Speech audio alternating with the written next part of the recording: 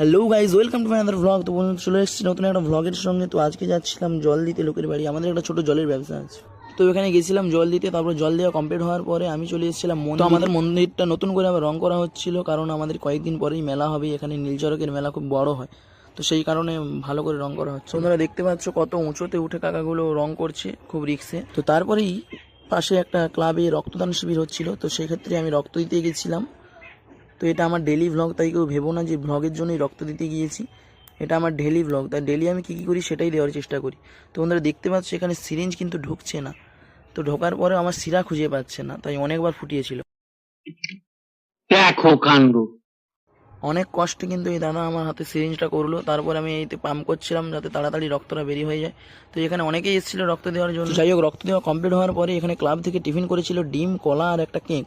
তো খিদেও পাচ্ছিল, খেয়ে নিই তাড়াতাড়ি। শুভ কাজ যত তাড়াতাড়ি সম্ভব